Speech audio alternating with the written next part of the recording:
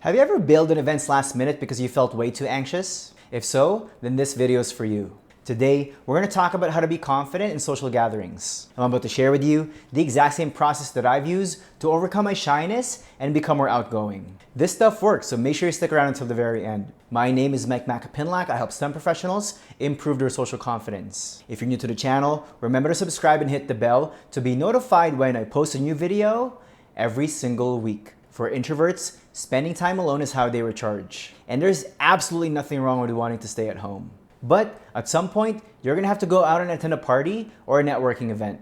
That's why you have to figure out how to be confident in social gatherings. Otherwise, you're going to miss out on a lot of opportunities to connect with others. That being said, here are 12 actionable tips that you can implement right away. All right, let's get into it. Tip number 1 is to think of your positive traits. Imagine how good it feels when someone says something nice to you. You can give yourself those good emotions over and over again if you want to. So stop beating yourself up mentally and think of your positive traits more often. Remember to start small by complimenting yourself on things that are easy for you to appreciate. By doing this consistently, you'll realize that you actually have a lot to offer in any interaction. You'll start to see yourself as a high-value person. This will help you raise your self-worth, and you won't be as intimidated by others. As a result, you'll be a lot more likely to put yourself out there instead of always being such a loner. Again, if you want to learn how to be confident in social gatherings, make an effort to think positively about yourself. Tip number 2 is to dress to impress. As the saying goes, you never get a second chance to make a great first impression. Whether you like it or not, your looks really do matter. What you wear and how you groom yourself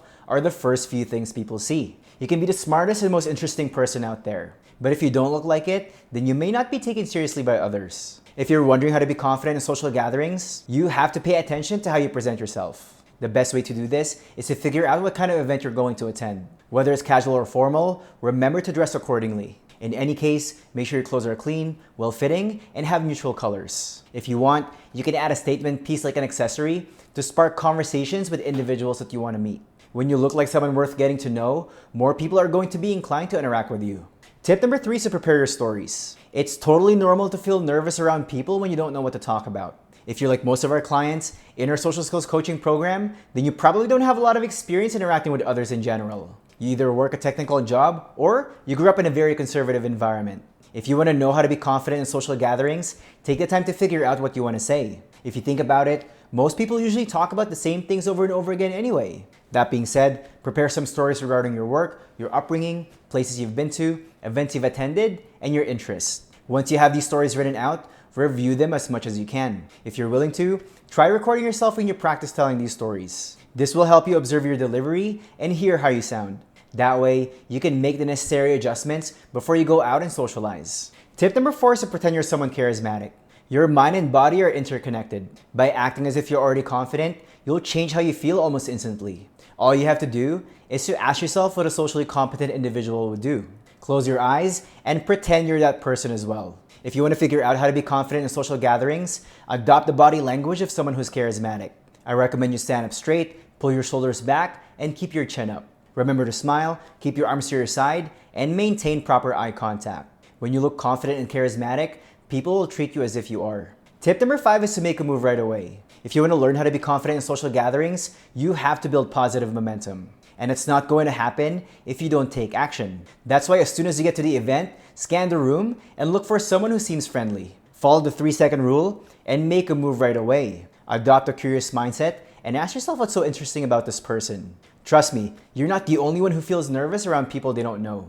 By making the first move, others will be so thankful that you started a conversation with them. Tip number 6 is to be present in your interactions. Don't you hate it when the person you're talking to isn't fully paying attention to you? From what I've noticed, those who struggle socially are so in their heads that they're actually not present during their interactions. If you want to deepen your relationships with others, take the time to be a good listener.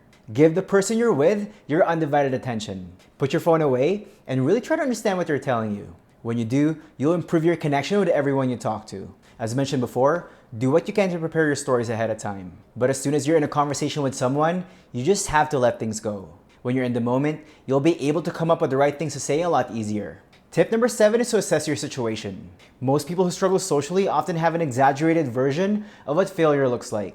They focus on it so much that it cripples them from taking action. In fact, this reminds me of a client that I worked with before. He literally thought that people were going to spit at him if he tried talking to them. As crazy as it sounded, he believed that to be true. If you're wondering how to be confident in social gatherings, you need to assess your situation more objectively.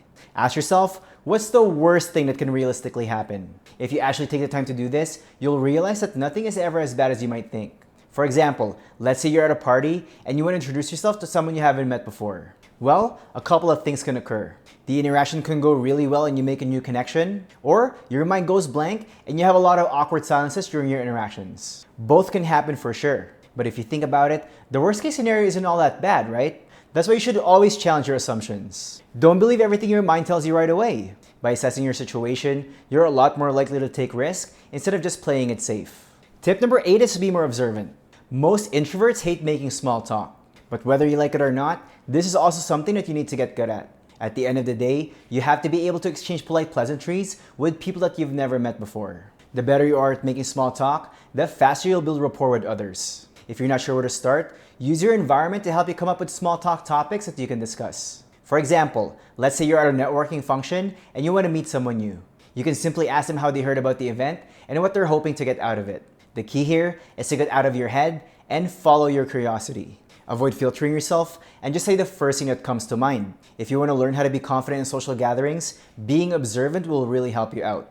Tip number 9 is to avoid giving short responses. As a social skills coach, I've worked with a lot of engineers, programmers, and developers in the past. I noticed that most of them have a bad habit of giving short responses when asked a question. That's why people find it hard to interact with them. If you want to know how to be confident in social gatherings, you have to volunteer more information about yourself. Make it easy for others to maintain a conversation with you by adding details to your stories. Again, whatever you do, avoid just giving one-word answers. That way, whoever you're talking to will have lots of information to work with.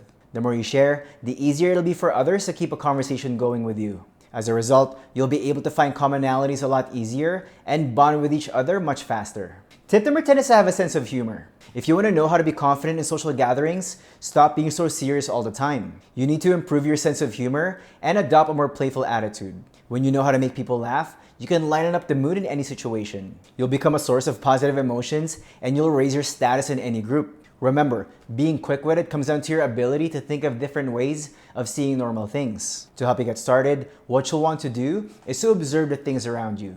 And then ask yourself what else it reminds you of. Try to make correlations with subjects that are seemingly unrelated. Use your imagination more and get creative. When you do this exercise over and over again, you'll train your brain to be spontaneous. This will help you think quickly on your feet, which will help you banter better with others. Tip number 11 is to stop being so self-conscious. The fear of rejection holds most people back from putting themselves out there. Most people who struggle socially are so worried about being judged by others. If that sounds like you, the reality is nobody is paying as much attention to you as you might think. The truth is, everyone's so concerned about themselves anyway. They don't have time to worry about you. Even if you make a mistake or do something silly, most people would have forgotten about you by the time they get home. The way I see it, unless someone adds value to your life and has your best intentions, their opinion of you shouldn't matter. If you're wondering how to be confident in social gatherings, stop caring about what people think. By doing so, you'll feel less self-conscious and you'll be able to show your true personality during your interactions. Tip number 12 is to keep showing up. Small actions performed repeatedly produce massive results eventually. If you want to feel more confident in social situations, just keep showing up. You have to make the effort to interact with people on a consistent basis. The opposite is also true. If you don't take the time to go out and socialize, it's easy to fall back into your old habits. It's no different than going to the gym. If you don't work out, your muscles will eventually atrophy. In this case, the more experience you acquire interacting with others, the more comfortable you'll feel in any social event. But if you want to get results much faster, consider working with a social skills coach. That way, you'll have a proven plan to follow. You'll have someone give you feedback and keep you accountable as well. As a result, you can finally get this part of your life handled. You'll be able to put yourself out there socially and create more meaningful connections with others. If you're shy and technically skilled and you want to know how to approach and talk to anybody, remember to download your free social confidence cheat sheet. The link is in the description below. If you're tired of struggling socially and you want to learn more about our social skills coaching program, book your free consultation today and let's connect. The link is in the description below as well. If you like this video, go ahead and hit the like button, subscribe, and share it with someone who you know who could benefit from it. And now, let's turn it to you. Which one of these tips are you going to implement first? Are you going to work on preparing your stories or on being present during your interactions? Leave me a comment below and let me know. All right, that's it for me for now, and I'll see you in the next video.